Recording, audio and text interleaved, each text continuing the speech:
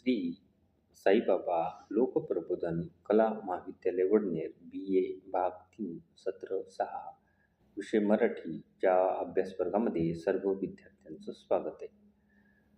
विद्यार्थ्यांनो, आज आपण साहित्यरंग भाग 3 या पुस्तकामध्ये अभ्यासाला नेमलेला व्यावहारिक मराठीचा भाग अभ्यासासाठी घेत आहे. या अंतर्गत आज आपण पाठ 2 मराठी शुद्धलेखन आणि मुद्रित शोधन प्राध्यापिका सोनाली देशपांडे गुजर लिखित पाठ अभ्यासाला घेत आहे. या पाठातील आपण ऱ्हस्व दीर्घ हा भाग आता अभ्यासणार आहोत.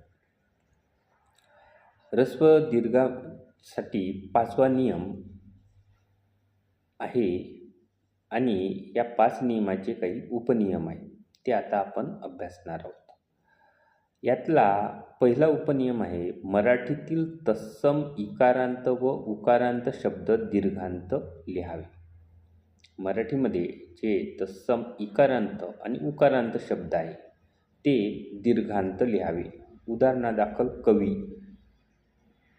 बुद्धी, गती इत्यादी शब्दांच्या अंती येणारा इकार व उकार दीर्घ लिहावा.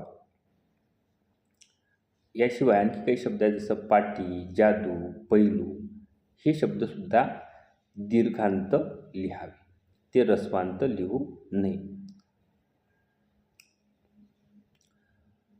यातला दुसरा नियम आहे, त्यामध्ये काही शब्द याला अपवाद आहेत. उदाहरणादाखल परंतु, यथामती, तथापि ही तत्सम अव्यय ऱ्हस्वांत लिहावी. यथामती, तथापि आणि परंतु हे 3 शब्द उदाहरणासाठी इथं दिलेले आहे की जे तत्सम अव्यय असल्यामुळे ऱ्हस्वांत लिहावी. यातला तिसरा नियम आहे, व्यक्तिनामे, ग्रंथनामे, शीर्षके व सुटे ऱ्हस्वांत तत्सम शब्द मराठीत दीर्घांत लिहावे. व्यक्तीचं नाव असेल, ग्रंथाचं नाव असेल, एखादं शीर्षक असेल आणि सुटी ऱ्हस्वांत तत्सम शब्द असतील तर हे शब्द मराठीमध्ये दीर्घांत लिहावे. उदाहरणादाखल हरी, मनुस्मृती, वर्गीकरण, पद्धती, कुलगुरू. यातला चौथा नियम आहे, आणि नी ही मराठीतील 2 अव्यय ऱ्हस्वांत लिहावी. आणि नी ही 2 अव्यय ऱ्हस्वांत लिहावी. यातलाच 5वा नियम आहे, सामासिक शब्द लिहिताना समासाचे पूर्वपद म्हणजे पहिला शब्द तत्सम ऱ्हस्वांत शब्द असेल, म्हणजे मुळात संस्कृतात ऱ्हस्वांत असेल तर पूर्वपद ऱ्हस्वांतच लिहावे. दीर्घांत असेल तर तो दीर्घांतच लिहावे. उदाहरणादाखल बुद्धी, बुद्धिवैभव, लक्ष्मी, लक्ष्मीपुत्र. साधी शब्दांनाही हाच नियम लावावा. उदाहरणादाखल बुद्धी, बुद्धिमान, लक्ष्मी, लक्ष्मी सीत. म्हणजे जे साधी शब्द असेल आणि ज्याचं पूर्वपद ऱ्हस्वांत असेल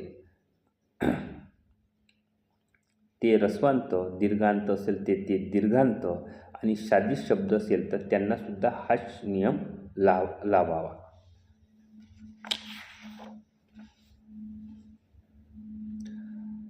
यातला 6वा उपनियम आहे, विद्यार्थीनं, गुणीनं, प्राणीनं, पक्षीनं यासारखे इन अंत शब्द मराठीत येतात तेव्हा शेवटी असलेल्या नचा लोप होतो व उपांत्य ऱ्हस्व अक्षर दीर्घ होते.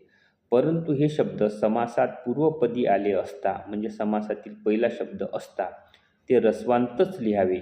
उदाहरणार्थ विद्यार्थी मंडळ, गुणीजन, प्राणी संग्रह, स्वामी भक्ती, पक्षी मित्र, योगी राज.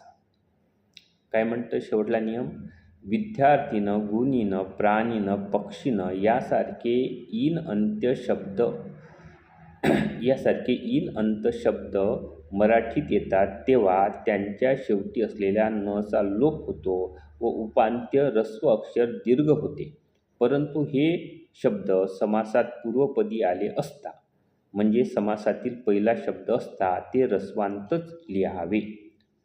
उदाहरणादाखल विद्यार्थी मंडळ, विद्यार्थीन असेल तर विद्यार्थी मंडळ, गुणीन असेल तर गुणीजन, प्राणीन असेल तर प्राणीसंग्रह, पक्षीन असेल तर पक्षीमित्र यासारखी उदाहरणे देऊन लेखिकेने आपली हा नियम पटवून दिलेला आहे. आजच्या भागात एवढंच. पुढच्या भागामध्ये आपण शुद्ध लेखनाचे इतर नियमसुद्धा बघणार आहोत. धन्यवाद.